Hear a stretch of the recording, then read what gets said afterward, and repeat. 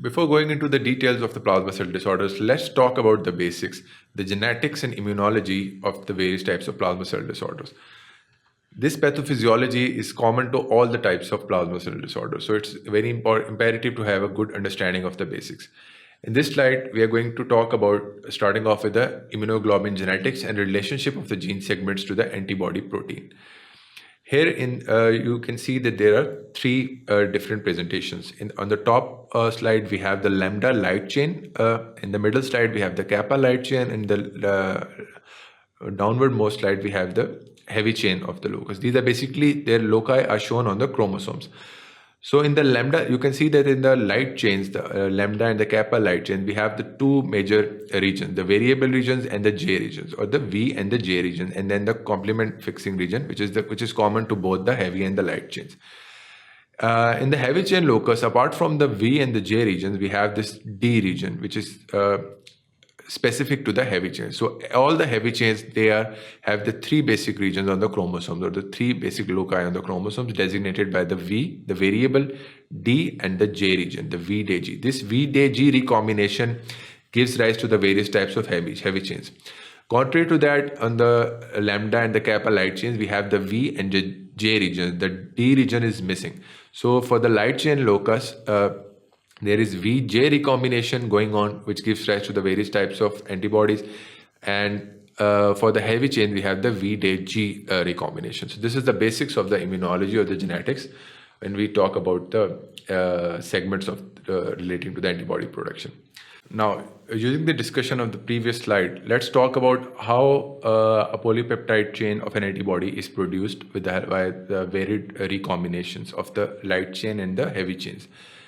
As we talked about in the previous slide, the light chain has two major portions. Apart from the constant or the complement region, we have the V and J regions, while in the heavy chains, we have the V, D, and the J region. The D region is an addition to the V and J regions present in the light chain, and this D region is the one which signifies that this is a heavy chain.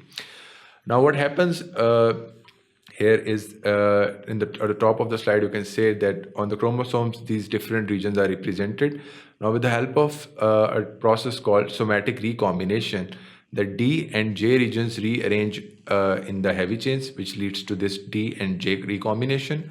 And similarly, there is a VJ and a V and DJ recombination occurring on, which leads to the varied presentations or the varied combinations of the V and the J regions in the light chain and the V and the D and J regions in the heavy chains.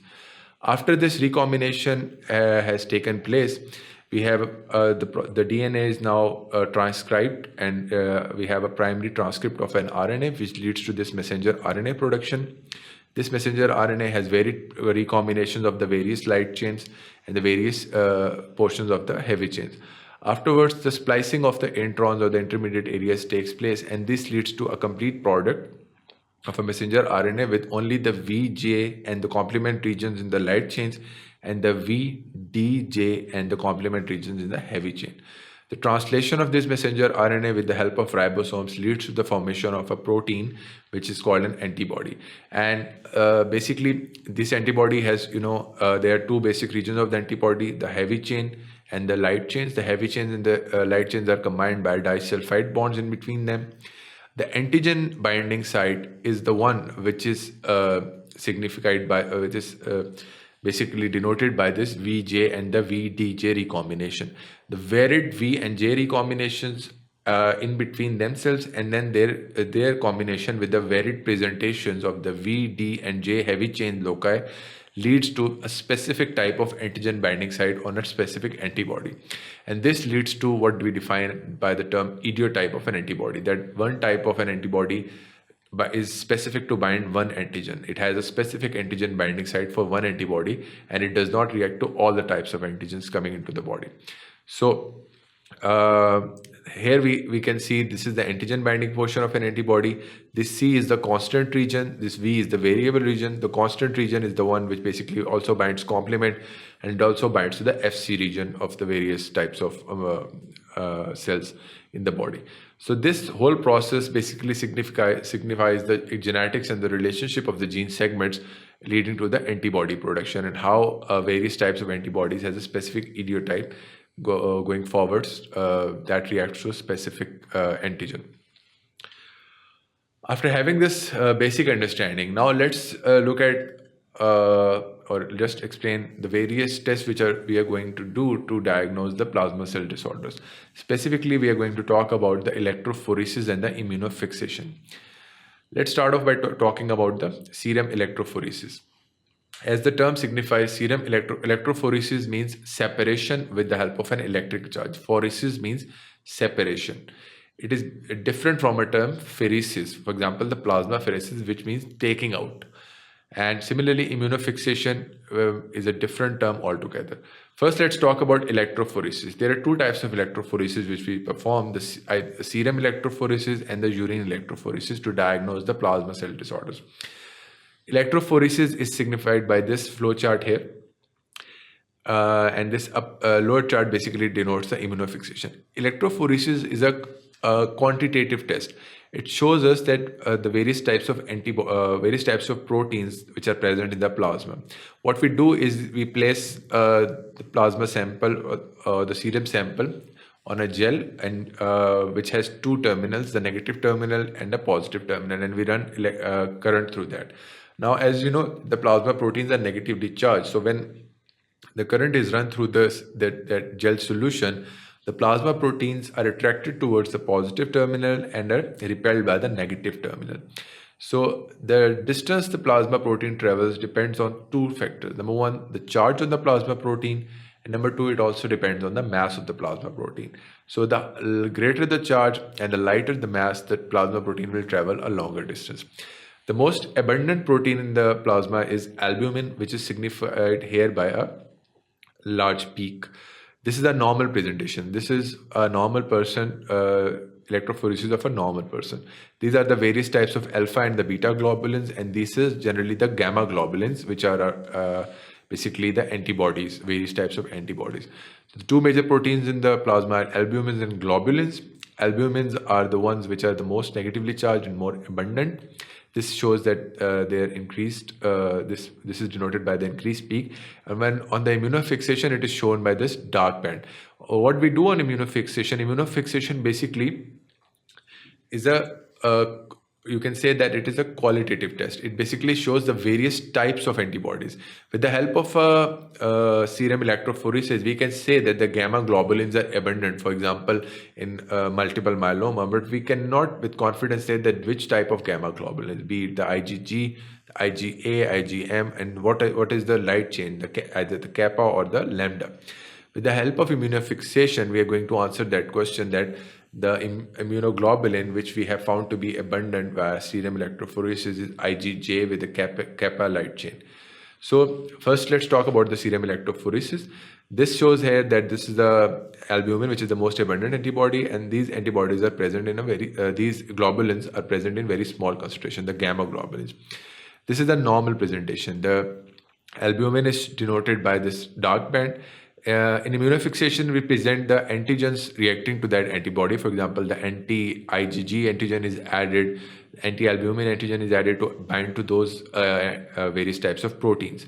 So this, in a normal person, the most abundant protein is the albumin, and with varying presentations of the other proteins which are non-significant. This is shown here. This is a normal immunofixation study. What happens if there is a polygonal increase, if there is a benign increase? In a polygonal increase, the various types of proteins are increased in smaller proportion.